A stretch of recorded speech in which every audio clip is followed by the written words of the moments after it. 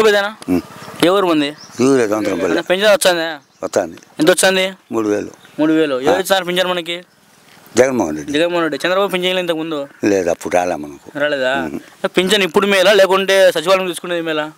ఇంటికానే మేలు. ఇప్పుడు ఇంటికాడ ఏ పని చేసుకుంటా అంటాము, అదే పని పోలేం కదా, ఇంటికానే బెటరు. ఇంతకుముందు ఇంటికి వచ్చాను అది ఇంటికే ఈ నెల ఒకటి మీరు సచివాలయం పోయారు. పోలా, ఈయన ఇచ్చినారు అబ్బుదు కూడా వచ్చారు. వాళ్ళు సచివాలయం వాళ్ళు వచ్చి ఇచ్చిపోయినారు, ఈయన రోడ్డు మీద ఇచ్చినారు. ఓకే, మీకు మళ్ళీ ఏ ప్రభుత్వం బాగుంటుంది అంటారు? ఇదే వైసీపీ.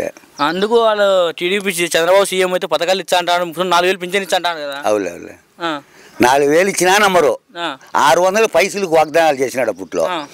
రుణమాఫీ అన్నాడు బ్యాంకుల్లో. ఆ రోజు మేము అట్లే నిలబెట్టుకున్నాము. మొత్తం 50,000 3 లక్షలు చేసినాడు ఎవడు? ఈ చంద్రబాబు చేసిన పనికే ఈ పొద్దు నిలబడిపోయినాం. ఇంకా వాళ్ళు నమ్మాలంటే ఎవరు నమ్ముతారు? ప్రజలు నమ్మరు. గ్యారెంటీ 100 సీట్ల పైసలకే.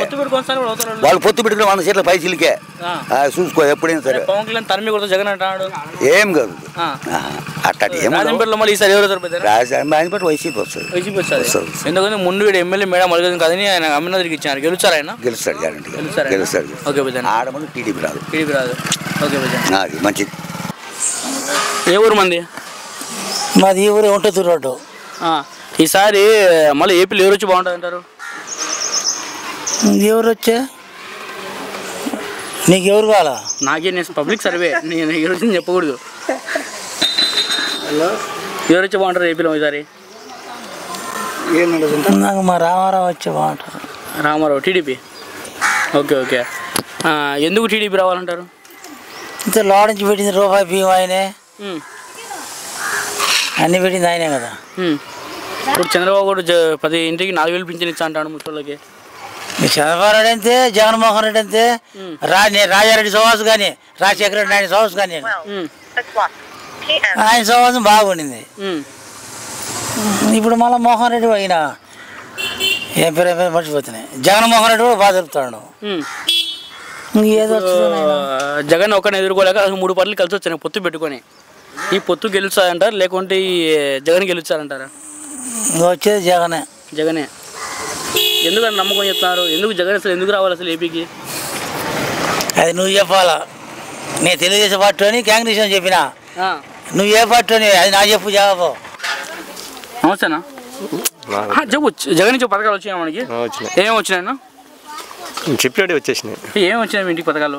మా ఇంటికి ముసలి ఏం పెద్దగా లేరు, నేను యూత్ ఉండేది. అలా ఏపీ ఎవరు సీఎం అయితే బాగుంటుంది ఈసారి? జగన్ అయితే బాగుంటుంది. జగన్ సీఎం అవుతారు ఈసారి కంపల్సరీ. అంటే వాళ్ళు పొత్తు పెట్టుకోవచ్చు జగన్ ఓడిద్దామని వస్తా ఉంటారు మామూలు. నమస్తే. నమస్తే. పింఛన్ వచ్చింది? ఎంత వచ్చింది? 3000.